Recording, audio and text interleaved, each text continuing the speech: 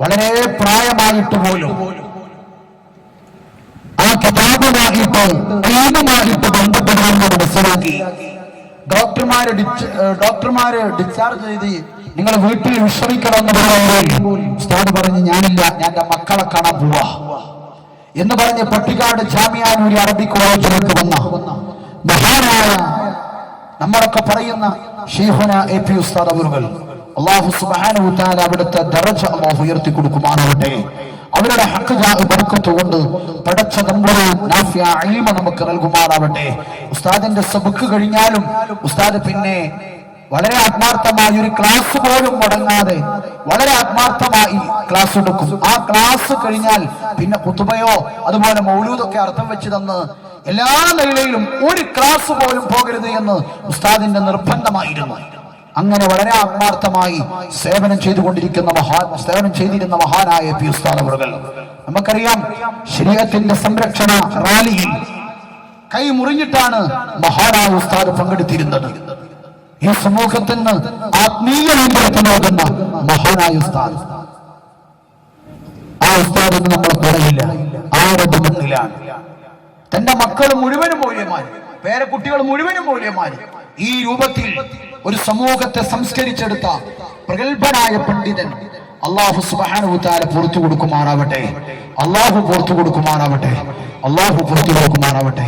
അതുപോലെ എല്ലായിടത്തും ഓടി നടന്ന് പ്രവർത്തിക്കുന്ന നമ്മുടെ നേതാവ് ശൈഖുന കൂട്ടുമല ഉസ്താദ് ഹോസ്പിറ്റലിലാണ്. അല്ലാഹു സുഖം നൽകുമാറാവട്ടെ. അല്ലാഹു ശിഫ കൊടുത്ത് അനുഗ്രഹിക്കുമാറാവട്ടെ. അൽഹംദുലില്ലാഹ് റബ്ബിൽ ആലമീൻ. اللهم صل وسلم على رسولك سيدنا وحبيبنا ومولانا محمد ارحم الراحمين ورحمتنا ملك الجبار الله ഞങ്ങൾ ഈ സദസ്സിനെ കബൂലാക്കണേ അല്ലാഹ്. സാധുക്കളാണ്, പാവങ്ങളാണ്, പാവദോഷങ്ങളെ മാപ്പാക്കണേ അല്ലാഹ്. ദുനിയാവിലും ആഖിറത്തിലും ഞങ്ങളെ കഷ്ടപ്പെടുത്തണേ അല്ലാഹ്. വസലാക്കല്ലേ അല്ലാഹ്, മാനം കെടുത്തല്ലേ അല്ലാഹ്.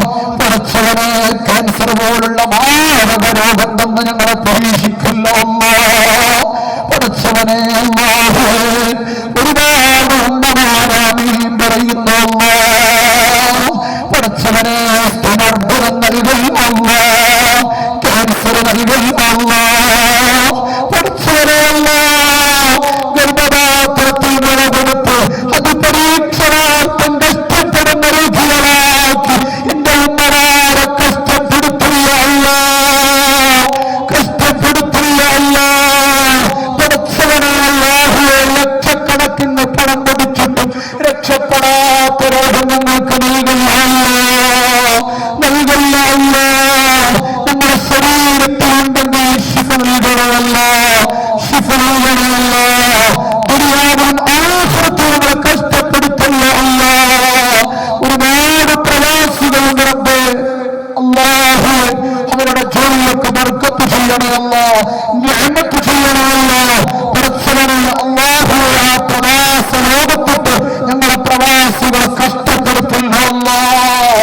നാട്ടിൽ ബിസിനസ് ഉള്ളവർ, ജോലി ചെയ്യുന്നവർ, ആ ജോലിയിലൊക്കെ ബർക്കത്ത് ചെയ്യണേ അല്ലാഹ്, ബർക്കത്ത് ചെയ്യണേ അല്ലാഹ്. പടച്ചവനെ ആഖിറത്ത് നന്നാക്കണേ അല്ലാഹ്. അല്ലാഹുവേ,